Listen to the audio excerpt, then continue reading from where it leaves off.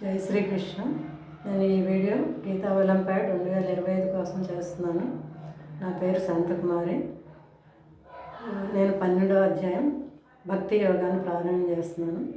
ఓం శ్రీ పరమాత్మనే నమః. శ్రీమద్భగవద్గీత అథ 12ోऽధ్యాయः.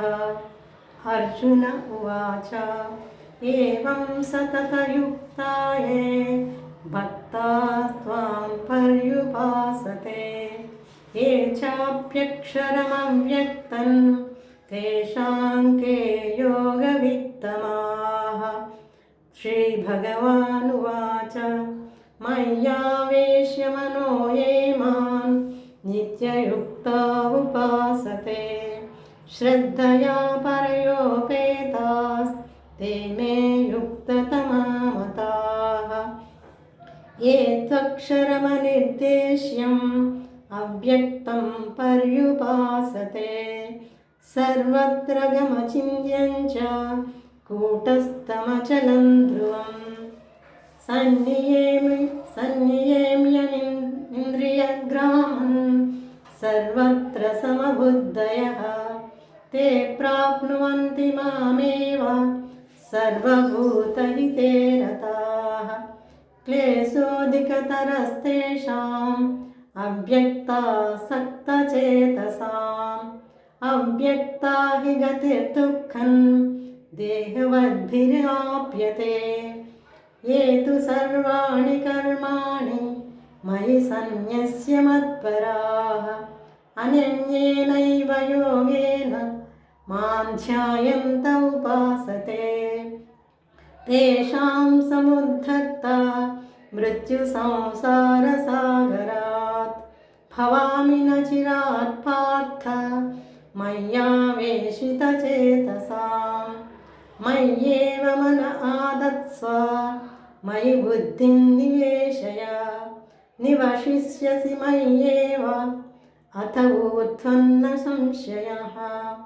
अथ चित्तं समादातुं न शक्नोषि मयि स्थिरम् अभ्यासयोगेन ततो मामिच्छाप्तुं धनञ्जय. अभ्यासेऽप्यसमर्थोऽसि मत्कर्म परमो भव मदर्थमपि कर्माणि कुर्वन् सिद्धिमवाप्स्यसि. अथैतदप्यशक्तोऽसि कर्तुं मद्योगमाश्रितः सर्वकर्मफलत्यागं ततः कुरु यतात्मवान्.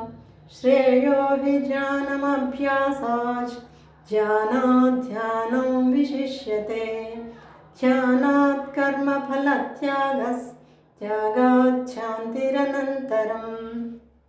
अद्वेष्टा सर्वभूतानां मैत्रः करुण एव च निर्ममो निरहङ्कारः समदुःखसुखक्षमी सन्तुष्टः सततं योगी यतात्मा दृढनिश्चयः.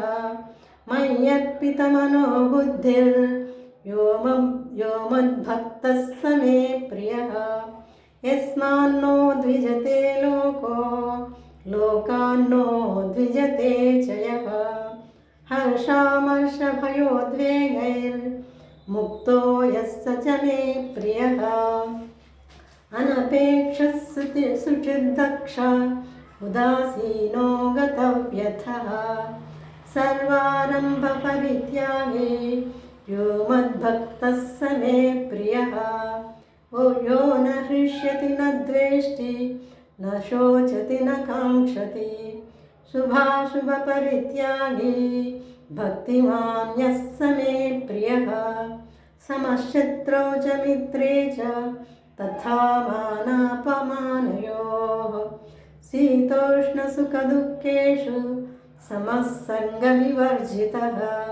तुल्यनिन्दास्तुतिर्मौनी सन्तुष्टो येन केनचित्. अनिकेतस्थिरमतिर्भक्तिमान् मे प्रियो नरः.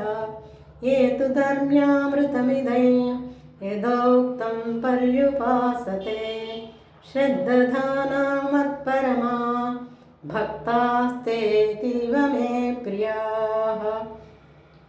ॐ तत्सदिति श्रीमद्भगवद्गीतासु उपनिषत्सु ब्रह्मविद्यायां योगशास्त्रे श्रीकृष्णार्जुनसंवादे भक्तियोगो नाम 12.